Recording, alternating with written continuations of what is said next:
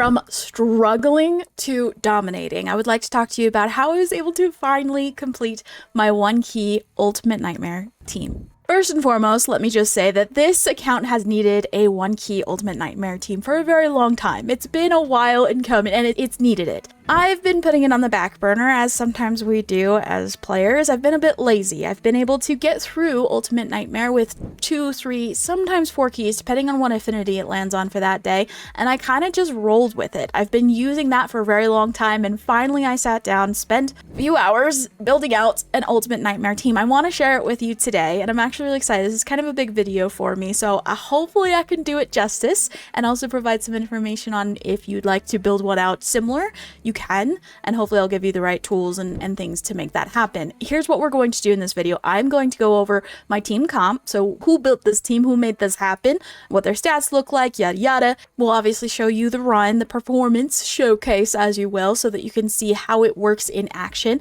I'm also going to talk about something that's really important that I don't think maybe gets touched on enough, or rather I'm gonna blatantly break it down, which is the resource gains that you get from this. The accumulation of resources that you get from having an Ultimate Nightmare team, a 1-key Ultimate Nightmare team, is actually pretty incredible, and I've been tracking it for, I don't know, 5 or 6 days now. Put it on the freaking spreadsheet for you because I'm a numbers girl and I'm a nerd. It's fine, don't judge me too harshly. And then we will also talk about, you know, some of the challenges that I faced and maybe some of the key things that we learned from this, and why I freaking wish I had done this so much sooner. All right, let's get into it. First and foremost though, if you're new here, hi, hello, my name is Fail. Please also, if you are thinking about starting over with brand new accounts, or you would like to start playing Raid, if you're just snoozing around with some of the content, you're thinking about starting it off, I've got you covered. Hold up, now it's time to click my link in the description below so that you can get yourself a free Karato, as well as 3 other insane epics as you level up. Here's how to do it. Log out of Play and Play on PC and uninstall. Click the link in the description and register with a brand new email. Launch Raid and complete the tutorial. Go to your inbox and claim your first champ. Don't miss out on your chance to get a free Karato right after signing up, as well as Anax, Uugo, and Mausoleum Mage as you progress through the game. Click on my link right now and let's crush this together. So I'm going to break down all of the team members in this comp for you. I do want to make a couple of quick notes as we get into that though. Number 1, I found this team through the Hell Hades optimization tool. Freaking helpful. I did try a couple of different teams out. However, this is the one that I was able to finally get to work after hours of trying to figure it out. Here's how it's laid out. We've got Mr. Blade Master right here. We've got a Seeker, Rockin' the Fat, Mr. Fat Man, Demytha, which is really important. She's needed in order to do this team at all, regardless of the other team members on this team. And then Eris, our beautiful rare, who someone somewhere in the community found out was actually pretty great at Clan Boss way back whenever that happened, and now she's fantastic. And we've all been trying to work on that. I want to make a couple of notes. And a couple of other teams that I was looking at, there was a Firstborn that was being used, which was really interesting, as I believe the damage dealer. So I am considering building her out and giving her a try, whether that's in this team comp or another one. And then I also tried it with Elva. Elva's fan-freaking-tastic. She is slowly but surely becoming one of my favorite champions of all time, because I love her utility and where she's able to be used across the board. However, I just wasn't able to get the speed tuning correct for this. So going back to the notes that I want to make as I'm getting into this, not every single one of these champions are necessary in order to make this team comp work. The team comp that we're going to be talking about is an unkillable team. You may or may not have heard that phrase before. Unkillable teams are actually freaking awesome, but they can be a little bit difficult to set up to begin with. But once you get it figured out and set up, they just hit the ground running and they keep going. Okay, until they literally can't anymore because you run out of terms with the Demon Lord. So the reason why you need a Demytha for this is because of her block damage. She makes them unkillable. And the reason why this is difficult to build is because you have to speed tune the entire team around Demytha, and Demytha herself as well. She needs to place the block damage buff so that the clan boss can't whack your team. You can build your team as squishy as you want, essentially, if you do the speed tuning correctly, and make it so that your team can run every single run all the way through to the 50th turn with Demon Lord and just get in as much as damage as you possibly can in between that. All right, let's talk about some builds, and I will go through each champion and what I have them built in. I want to make a note here. I did not go in and build these guys out and optimize them the best that they could be. Now let me explain. I had to prioritize the number one stat is speed. The need for speed.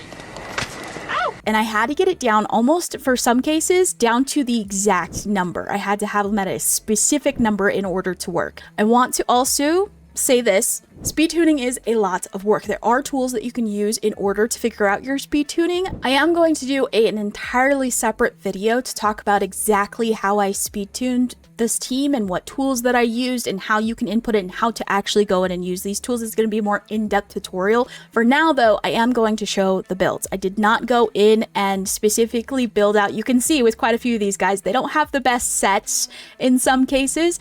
It really just came down to that one speed number. I needed a specific speed number, so I built them out accordingly. What I'm trying to get at here is that this team could be a whole lot better. We could be doing so much more damage. I'll show you the damage numbers here in a minute, but I was able to get it to the point where we get through all of the turns with the Demon Lords. We get through all 50 turns that you can take. My team is not taking any damage throughout the entirety of the run, and also we got enough damage to be able to one key on all affinities, and that's really important too. I did test this team out on every single affinity and was able to one key across the board. Let's get into the actual builds. So first and foremost, we'll talk about Demytha. So Demytha, she had to be fast. You don't have to make her 315 speed. I've actually seen other unkillable teams where she's actually a bit slower. For my team though, when I was fine tuning it, this is just the number that it came out for me. Again, I'll do a separate video explaining why that is, but to give you an idea of where I have her, she's fast. So I had to have her in all speed gear. That was really what it came down to. I just needed to get her speed right. If I wanted her to maybe do a little bit more damage, I could have given her some crit rate, etc, etc. Mr. Fatman, I also built out with speed. Every single one of these guys with speed, but I did try to fine tune and give them some stats that are helpful for their specific kits and also in what order I want them to be going in on their teams. So just keeping that in mind, like for instance, he needs accuracy bit, so I tried to give him a bit of accuracy to get him up. So even though each of these team members are fine-tuned based off of their speed as the #1 priority, I did try to give them some stats here and there that was helpful to allow them to do as much damage as possible. That said, this is almost, I wouldn't call it a budget build, because it's not necessarily that, but I feel like it's more doable than what people think. For me, it was definitely more doable than what I thought. I didn't think I was anywhere near going to be able to build out these champions and get enough damage, but I was. It really just came down to the speed. So for Mr. Seeker, I do have him in a toxic set, again, just to add in a little bit of extra damage here and there. I did try to get his crit rate up as much as possible. I should note this too, and the reason why Seeker is only at 77% is because Mr. Fatman, we like him, we love him. He actually places a increased crit rate and an increased crit damage on all allies for 3 turns. And it's on a 4-turn cooldown. So for majority of the fight, he's actually getting in there and he's given our team an extra 30% crit rate. So I was able to maneuver a little bit here and there and didn't have to get that perfect crit rate. So it does help. And Seeker can do quite a bit of damage. So I did want to make sure I got him to crit rate 100 with the buff from Mr. Fatman and also give him a decent amount of crit damage. Mr. Blade Master. Now I've had this guy for a while and I've tried using him in different areas, but I think that I just didn't have him built correctly, because once I built him for this team and got him on this team and fine-tuned him and speed tuned him for all of it, he was doing freaking awesome. I didn't necessarily need to get his crit rate this high, so I could probably go in later on and decrease and remove some of these items and replace them with other items that have different stats. The problem is that I always have to make sure I come back to this same speed or something similar. And again, in the video, I'll explain how to figure that out and how to go through that. But those were kind of the stats that I was trying to give him. He's just going in and just whacking every chance that he gets. His kit is pretty cool too, because, and you'll notice as well, he is not booked out. So that's why I kind of said this is maybe a little bit of a budget of a team. I wouldn't say this is a full budget team, but it's not like high end. It's not something that's crazy hard. These guys are not perfect. They do all have their masteries, but not everyone has all of their books, and they don't have the most ideal gear for them to be able to do the most damage that they possibly can do. So for Mr. Blade Master, I didn't really care too much about the sets that he was in. I was just trying to get specific stats. For example, he does on his A1 have a decreased defense, so I didn't give him enough accuracy to really be hitting home with that, but if I wanted to go in and fix that later on, I could. And then Eris. I love having a rare champion on my CB team because those freaking advanced quests that come up every now and then where you have to use a rare champion on your clan boss team drive me nuts. But now I have one built in, so I never have to worry about it. I'm just going to naturally do it anyway. For her, I did put her in a couple of speed sets as well as a perception set. I really wanted her to be fast. She actually is I believe the second fastest, and I'll show you a breakdown here in a second. But also, I wanted her to just be able to do enough damage each time she takes a turn. Her kit is cool. So she actually, for her passive, will counterattack the attacker whenever an ally is attacked. So she's essentially able to get an extra attack in quite often. Okay, and then I think the last person, if I didn't cover him already, is Mr. Fat Man. Again, didn't worry too much about the sets. We mainly just worried about him being able to do his kit, which allows for all of his allies to attack the target. So again, adding in extra turns, extra little hits here and there to try to get our damage up. Okay, now that we shared a little bit of the sets that are placed on these champions, or lack thereof in this case, I wanted to give a quick breakdown of all of the different stats that are involved for each of these champions. First and foremost is the speed. Now again, speed's crazy important. If I haven't hit that home and really made that a good point here, it's very important. Sometimes to the point where I had to make sure I couldn't be off by one difference above or below. Like it was very fine-tuned speed tuning. Okay, so speed's really important. This is the order in which the team is going. Crit rate, you will also notice that because of Mr. Fat Man's 30% increase crit rate, we didn't have to have 100%, and in fact, as I kind of noted earlier, I can go in and adjust Mr. Blade Masters and bring that down to make it so that I can give him some other stats that can be more helpful, like maybe a little bit more attack, although his is pretty high. We could also go in and try to see if we can give him some more crit damage, etc. Next is resistance. So resistance, in order to resist that stun that the Demon Lord does every 3 turns, you do have to have 330 resistance. Obviously, none of these guys are going to be resisting that stun. However, I wasn't too worried about it simply because the team is so fast, they're often taking 2 turns, sometimes even 3 turns in between each time the Demon Lord takes a turn. So even if one of them gets hit with that stun, they can often, shake it off and keep going before the Demon Lord can take another turn. Next is accuracy. You need to have at least 250 accuracy in order to land a debuff. So as you can see, we're doing okay, but not everyone is hitting all of the different debuffs that some of them can potentially do, and some of these accuracies are just there because that just happened to be on some of the other items and artifacts that I was putting on the champion. I wasn't necessarily going for accuracy for a lot of these. Most important stat is speed. I just want them to take the turns they're supposed to in the order that they're supposed to, in the right timing, and then also just making sure we're getting in as many attacks as possible so that we can increase our damage. There's a lot of different ways that this specific build can be optimized further to get more damage. That said though, if your team is consistently doing, like mine is, thankfully, over 70 million damage every single turn, regardless of what affinity it is, you don't really need to worry about that too much. As long as it's getting over this marker, you're okay. And if you're in a clan that is consistently defeating that clan boss each time, I mean, of course, if you're in a clan that maybe gets close to finishing Ultra Nightmare and needs just a little bit of extra kick, then yeah, getting in a lot more damage can be helpful. But as of right now, this team is okay. I can go in and fix it up if I want,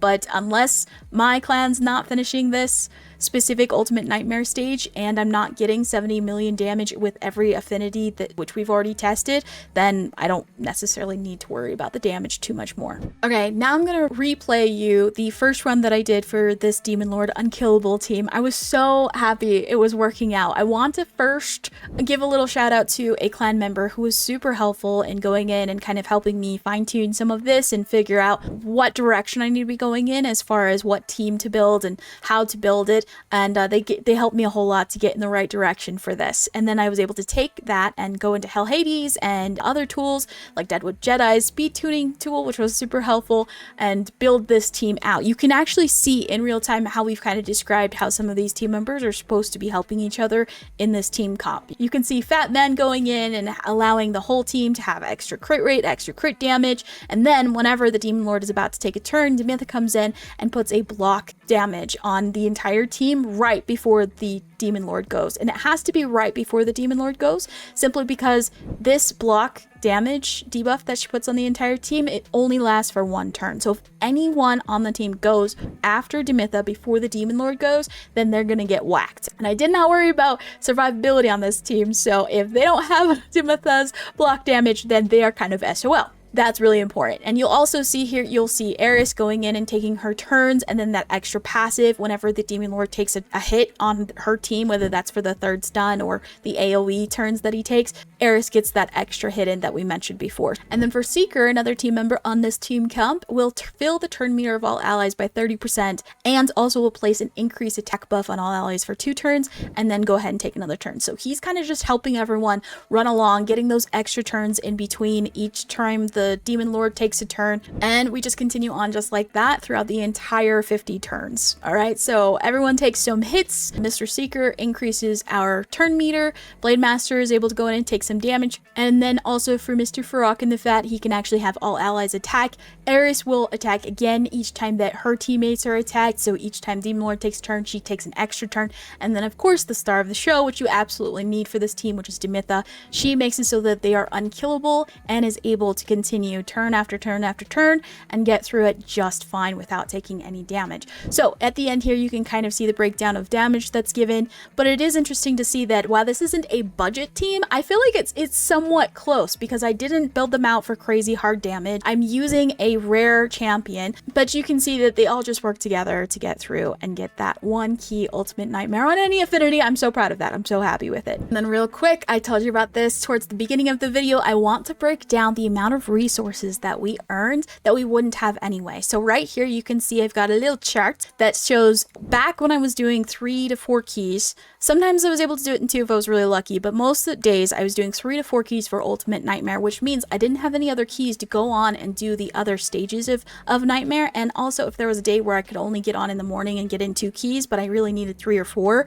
I wasn't getting all of the chests for that day. So what I've done is I actually tracked for 5 days all of the different resources that I gathered. If I was only getting the Ultimate Nightmare chests, and of course it's ×2 because I mean I'm in a clan that finishes it every single day, every single time. Thank you, clan, you're awesome, I love you. And so here's the chart of what it looks like. This is how many resources you potentially could have gotten if you're only doing Ultimate Nightmare, and that's it. So if you had to use all of your keys for the day, 3 to 4 keys for the day for that one specific chest, that ultimate chest, these are how many resources you potentially could have gotten for 30 days and 60 days. Now go in, and if you're doing 1 key for Ultimate Nightmare, there were some days I was able to use all 4 keys because it resets, right? If I got on later that night, right before it was going to reset, and I was able to use all 4 keys, and then 1 key, all of the 4 last stages, Ultimate Nightmare, Nightmare, Brutal, Hard, and then I gathered all of the resources here so that you can see over 30 days the difference it makes on your account. So for example, like potions and brews and gems, ancient shards become so much more. Now, not every single day was I able to go in and use all 4 keys. There's some days I was only able to use 2, got them done in the morning, and then didn't worry about it for the rest of the day. Quite a bit more resources by being able to 1 key Ultimate Nightmare versus having to 3 to 4 key it. Again, huge thank you to my clan for being so helpful and helping me on, pushing me to finally get this freaking done because I should have done it forever ago. Here's the final overview of the team as well as the team setup when I went in and configured that. I would love to know your experience with Clan Boss. Have you been able to go in and create a 1 key team yet? Do you not have the right champions for it? Have you just been lazy like me? Probably not. I'm just extra lazy apparently. And I would love to know, what kind of team do you have? Do you have an unkillable team? Are you just brute forcing it? How are you building out your teams for Clan Boss? And I would also like to note to please subscribe, because not only are we working on fixing up this fixer-upper account, making it better one little thing at a time, Clan Boss was today's, but we also have a free-to-play account that we're also working on as well. So I would love it if you could subscribe, and also stay tuned for that speed tuning video. It's going to be a bit of work to put together, but I am excited to share with you exactly how I was able to go in, figure out, and use tools too. I use different, third-party tools to help me figure out how to speed tune this team to make sure they're going in the correct order that they need to be going in, and how to get just enough damage to be able to 1 key every single affinity every single day on Ultimate Nightmare Clan Boss. Thank you so much for watching. I hope you have an amazing freaking day. Keep killing it, and I'll see ya.